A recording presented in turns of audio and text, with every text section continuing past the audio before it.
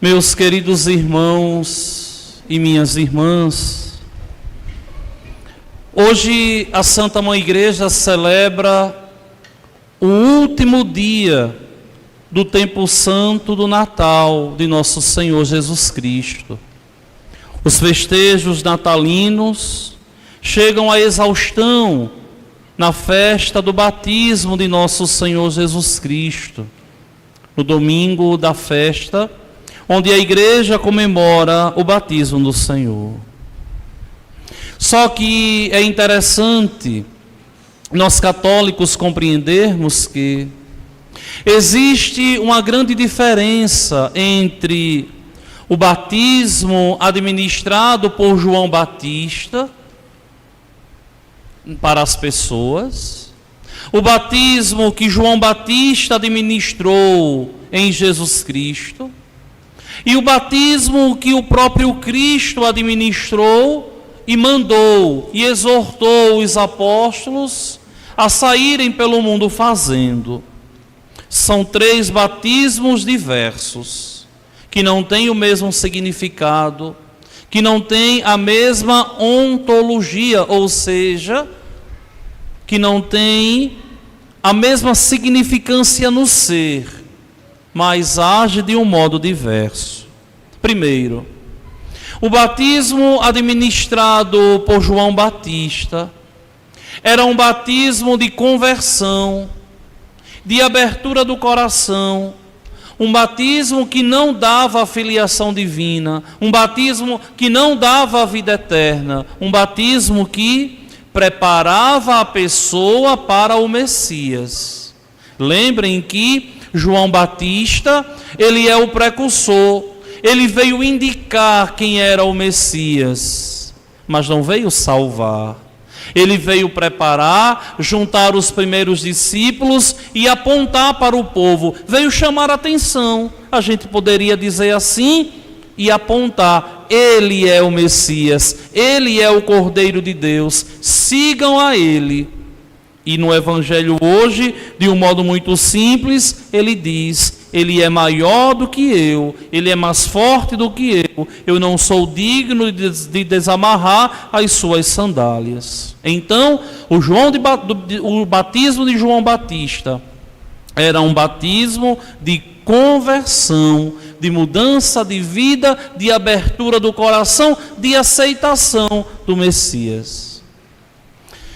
O batismo que Jesus mandou os discípulos batizarem os povos, que ele mesmo batizou, como nós vimos no Evangelho ontem, é um batismo que causa um efeito ontológico na pessoa, muda a pessoa na essência.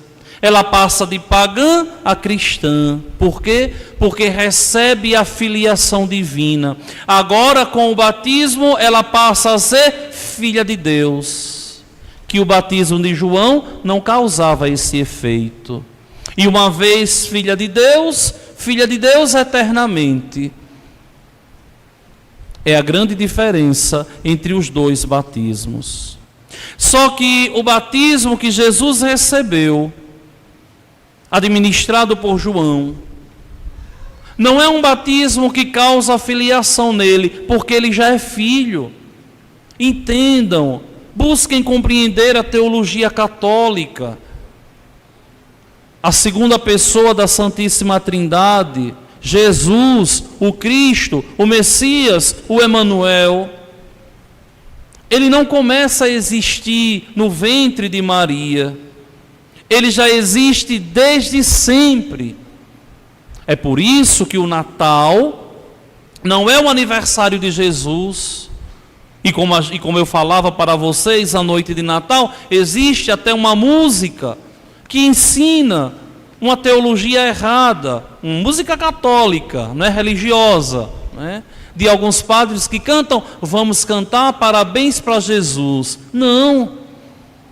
O Natal não é a festa do aniversário de Jesus, porque o Natal é simplesmente a revelação. Ele que agora se revelou como homem, que agora assumiu a nossa condição, mas já existia desde sempre com o Pai e o Espírito Santo. Então vejam que o batismo administrado por João Batista sobre Jesus Cristo não vai torná-lo filho de Deus, como aconteceu conosco. Não vai preparar ele para o Messias, ele é o Messias. Mas vocês podem me perguntar assim: padre, mas finalmente o que é o batismo que Jesus recebeu? Simplesmente uma confirmação. Maria diz: concebi por obra do Espírito Santo. Jesus se perde e é encontrado 3 dias depois entre os doutores e diz: por que me procuráveis? Não sabiam que eu devia estar cuidando das coisas do meu Pai? João aponta: eis o Cordeiro de Deus. Maria, Jesus, João. Só que agora é o Pai mesmo quem vai falar. E esse batismo de Jesus é a grande confirmação. Só que aqui nós temos que entender uma coisa, para não cairmos numa heresia do século IV, do adocionismo, onde se dizia que Jesus foi adotado pelo Pai. Não! Jesus foi ali confirmado. O Pai confirma. O Pai diz assim: olha, este daqui é o meu filho amado. Escutai o que ele diz. Pela boca de João fala assim, João evangelista. Aqui no Evangelho de Lucas, o Pai fala diretamente com Jesus: tu és o meu filho amado, em ti eu ponho todo o meu bem-querer. Os céus se abriram, o povo ficou ali abobado, porque viram aquela voz estrondosa saindo do céu, e Deus confirmando que aquele homem ali é Deus feito homem, que aquele homem ali não é deste mundo, que aquele homem ali assumiu a nossa condição para nos elevar à sua condição. Ou seja, como diz Tertuliano, um autor sagrado do início da igreja, um divino comércio. Deus se faz homem, assume a nossa condição, para que nós pudéssemos participar da sua condição. Ou seja, Deus se faz homem para que nós sejamos divinizados, ou seja, abertos para a eternidade, para que a morte não tenha poder sobre nós, mas para que vivamos eternamente. E o que é viver eternamente é viver em Deus. Vejam, essa é a razão da encarnação, essa é a razão do batismo. Deus confirmando: escutai o que ele diz. Escutai o que ele diz. Ou seja, a partir de agora ele vai evangelizar. A partir de agora ele vai resgatar o homem pecador. A partir de agora é Deus que está em vosso meio. E aquela cena ali faz com que Jesus ali adquira autoridade diante dos apóstolos, adquira a autoridade ali diante dos discípulos, adquira ali a autoridade diante de todo aquele povo que viu ali e que percebeu que era algo divino. Só que, meus irmãos e minhas irmãs, essa atitude de Deus de vir ao mundo nos resgatar é uma decisão de Deus depois que os homens não aceitaram escutar os homens. Lembrem que depois que os nossos pais caíram em pecado e se afastaram de Deus, Adão e Eva, Deus buscou o tempo todo atraí-los a Deus, suscitando patriarcas, suscitando profetas, suscitando ali reis, juízes, para levar o povo ao encontro de Deus. E chega um momento que essa mensagem, por meio desses homens todos, se torna praticamente uma mensagem ineficaz. E Deus mesmo decide: eu vou resgatar o meu povo. E é quando a profecia de Isaías acontece: eis que uma virgem conceberá. E quando Deus assume a nossa condição, e agora é Deus mesmo quem vem resolver o problema do homem. É por isso que nos é tão caro a presença de Deus em nosso meio, porque Deus não se fez de rogado, se aniquilou para assumir a nossa condição e nos fazer viver eternamente. E o primeiro passo é o batismo que um dia nós recebemos. Todos nós somos filhos de Deus, todos nós somos batizados, e devemos entender que o batismo nos obriga a assumirmos a nossa condição de filhos de Deus. É uma pena tão grande que muitos batizados foram batizados e não entendem o que o batismo fez na vida deles. É uma pena muito grande que muitos batizados não assumem o batismo que um dia receberam. E aqui e acolá, muitas vezes a gente vê umas coisas estranhas. Aqui, graças a Deus, não tem muito isso não, mas na diocese, onde eu trabalho, entre tantas funções como chanceler, a gente recebe de vez em quando, de fora, Alemanha, Estados Unidos, de um lugar de outro, uma carta pedindo para excluir o nome do livro do batismo, como se isso fosse causar algum efeito. Minha gente, o batismo que nós recebemos, ele imprime em nós caráter. Isso é uma alta teologia escolástica. Uma única vez, uma vez batizado, não se apaga o batismo, não tem como se apagar o batismo. O batismo, o sacramento da crisma, o sacramento da ordem, são sacramentos que imprimem caráter, ou seja, ficam impregnados na alma, e não tem como apagar. É como um filho. Digamos que um filho brigou com a mãe e diz assim: a partir de hoje eu não sou seu filho. Tolo, pode dizer isso 1000 vezes, mas vai continuar sendo filho. Podia até chegar na justiça e dizer assim: eu quero que tire o nome do meu pai do registro da minha mãe. Tolo, vai continuar sendo filho. A mesma coisa ao batismo. Uma vez batizado, é filho de Deus, é filho da igreja. Até os protestantes que foram batizados na igreja católica são filhos de Deus, são filhos da igreja católica. Mesmo que depois reneguem e passem para outra denominação, continuam filhos da igreja, membros da igreja. Mesmo que não pisem na igreja, continuam membros da igreja. Porque não tem como apagar o batismo. Porque esse batismo nos torna filhos de Deus. E o batismo é coisa séria. É o único sacramento necessário para a salvação do homem. Sem o batismo não há salvação.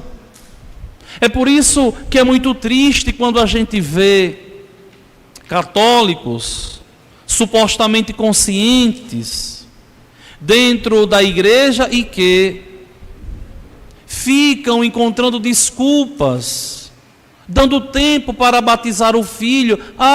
Eu vou batizar o meu filho quando ele fizer 1 ano para fazer uma festa só. Pelo amor de Deus, batize logo a criança, independente de festa.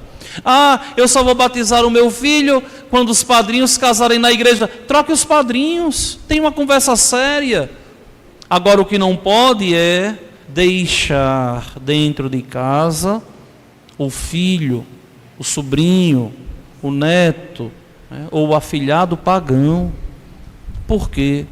Porque o batismo nos dá a filiação divina, abre para nós as portas da eternidade. Não é, minha gente, uma matrícula de igreja, como muitos pensam, mas é um sinal, um signo, um mistério, um sacramentum, que nos liga a Cristo, que nos liga a Deus. É por isso que, quando um adulto ele vai ser batizado na igreja e passa pelas etapas todas do catecumenato, ele recebe até o Pai Nosso na igreja. Porque muitos não entendem que quem não é batizado não é filho de Deus, é criatura. E o batismo não pode ser de modo algum negligenciado. Não pode. É preciso olhar o batismo com muita seriedade. Nasceu, batizar. Confiar e entregar a Deus a criança. E nós temos obrigação disso. E depois, conduzir a criança no caminho do céu. Colocar a criança no caminho da igreja, para que a criança vá assumindo cada vez mais a sua condição batismal de filho e filha de Deus. Vejam, meus queridos irmãos e minhas irmãs, todos nós que estamos aqui somos batizados. Essa casa aqui nos pertence, é a casa de Deus, é a casa da família de Deus, é a casa dos irmãos que se encontram e que lutam todos os dias neste vale de lágrimas, na grande tribulação, para alcançarem o céu, para chegarem até Deus. Ser cristão, ser batizado, nos obriga em meio ao mundo a assumirmos a nossa identidade. Eu sou filho de Deus, eu pertenço a Deus, e não posso ser de modo algum um pagão batizado, ou seja, alguém que vive em meio ao mundo, se comportando como pagão, tendo atitudes de pagão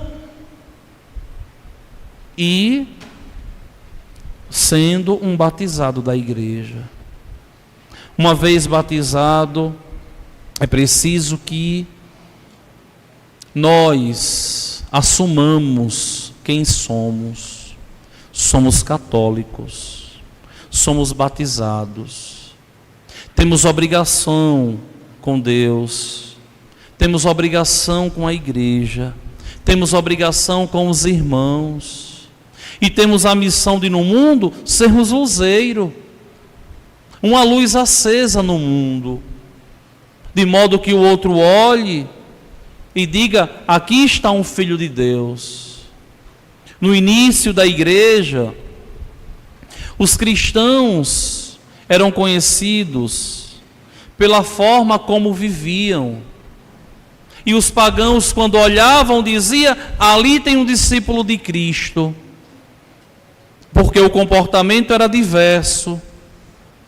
Tinha uma alegria ímpar de ser de Deus. Tinha um orgulho santo de ser de Deus. Tinha a alegria de servir ao seu Senhor. Ir à igreja, se reunir com os irmãos, nunca foi um peso para os cristãos do início, mas era de verdade uma grande alegria, porque eles entendiam que estavam ali reunidos momentaneamente, porque depois aquela reunião ia se dar diante de Deus na glória dos céus. Existia uma grande alegria, um orgulho santo de ser cristão. E os pagãos, quando olhavam, desejavam ser também. Vejam, minha gente, que o grande querigma, o grande anúncio do Evangelho de Cristo não é uma boa pregação, mas é um testemunho de vida, de alguém que, apesar de todas as misérias, luta todos os dias para ser de Deus. O grande evangelho é uma vida bem vivida, como alguém que encontrou a Cristo, que passe pelo que passar, e está de pé diante de Cristo, diante da comunidade. Um grande testemunho de vida é alguém que se sente atraído cada vez mais pelas coisas de Deus, e compreendeu e entendeu que a grande alegria da vida é estar em Deus. Só que hoje em dia isso se perdeu tanto. Muitas vezes a gente pena para saber se aquele alguém ali é cristão, se aquele alguém ali é alguém de Deus, se aquele alguém ali é um católico. Antes, os cristãos não tinham cruz no peito, nem uma camisa com a mensagem cristã, com Nossa Senhora, ou sei lá, o símbolo. Mas o comportamento demonstrava que ali tinha um discípulo de Cristo, de tal modo que o próprio livro dos Atos dos Apóstolos nos vai dizer que os pagãos olhavam e diziam assim: vejam como eles se amam. Por quê? Porque o que unia era o amor de Deus, porque não existia ali acepção, porque existia ali um prazer de ser de Deus. É por isso que a segunda leitura de hoje vai falar com tanta propriedade dessa realidade. De fato, estou compreendendo que Deus não faz distinção entre as pessoas. Pelo contrário, Ele aceita quem o teme e pratica a justiça, qualquer que seja a nação que pertença. Somos cristãos, devemos assumir a nossa condição. O homem casado deve se comportar como um homem casado. Uma mulher casada deve se comportar como uma mulher casada. Uma mãe tem que se comportar como mãe. Que história de ser amigo dos filhos, como a gente vê. Seu filho não é o seu camarada não, viu? A sua filha não é a sua coleguinha não. Você é mãe. Uma mãe acessível, que ama, que zela, mas é mãe. Você é pai. Você que é filho, respeite a sanidade do seu pai. Já é um senhor, já está senil na vida. Respeite os cabelos brancos de sua mãe. Respeite os limites do seu irmão. Em meio ao trabalho, respeite os seus companheiros de trabalho. Em meio à vizinhança, respeite a vizinhança, os seus vizinhos. Se vai sair, se vai se divertir, é bom, é salutar, é santo. Mas como cristão, dance como cristão, beba alguma coisa como cristão, se divirta como cristão, de tal modo que no outro dia você não tenha vergonha de colocar a cabeça na rua. Eu lembro de uma vez que uma ministra, eu chamei uma senhora para ser ministra da Eucaristia, extraordinária da Eucaristia, e ela me dizia assim: padre, eu não quero não. Eu disse: por quê? Eu não posso não. Por quê? Porque quando eu vou a uma festa, eu danço com meu marido. Eu digo: é você que eu quero. Venha, não tem problema não. E ainda brinquei, né?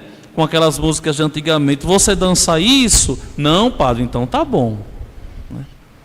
Minha gente, nós não somos extraterrestres. Não somos alucinados. A religião não é um ópium para nós, não nos deixa fora da realidade de jeito nenhum. Estamos inseridos no mundo, mas devemos entender que somos cristãos.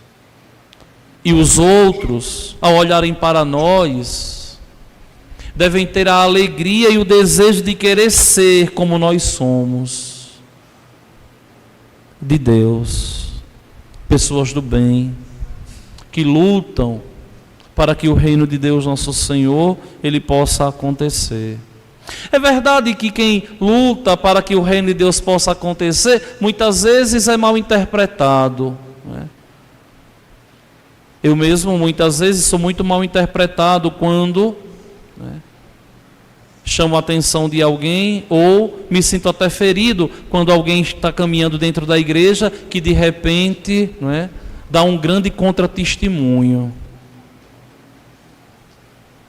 Onde nós, todos nós, eu e vocês, o que eu digo para vocês serve para mim também, né? Somos pecadores, mas devemos entender que nós devemos indicar aos outros o caminho do céu.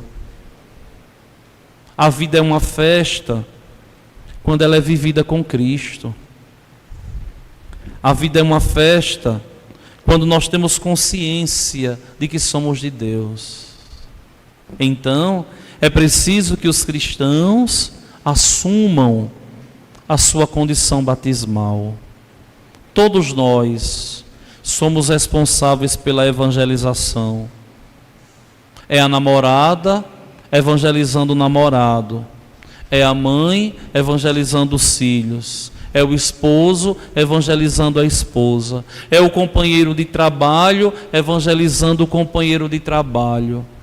E a igreja como um todo rezando uns pelos outros, pelo bem da sociedade, por aqueles que conduzem, pelo bem dos cristãos, pelo bem da igreja e pela conversão dos pagãos, e pela conversão dos batizados que se comportam como pagãos, e pela conversão e pela volta daqueles que abandonaram o batismo católico e passaram para outra denominação. Isso é a igreja de Cristo. Isso é assumir o nosso batismo. É por isso que um cristão católico consciente e batizado, ele tem consciência de quem é e tem prazer de ir à igreja aos domingos e escutar o que Deus tem a nos dizer, e assume com dignidade o seu papel em meio ao mundo de ser um luzeiro. Meus queridos irmãos e minhas irmãs, rezemos uns pelos outros, para que nós tenhamos a alegria de crescermos na fé. Rezemos por aqueles que estão perseverando na fé. Rezemos também por aqueles que caem, que estão caindo. Rezemos também por aqueles que ainda não encontraram a Cristo, para que sintam a alegria de pertencer verdadeiramente ao Senhor e aí descobrir o grande sentido da vida, que é ser de Deus.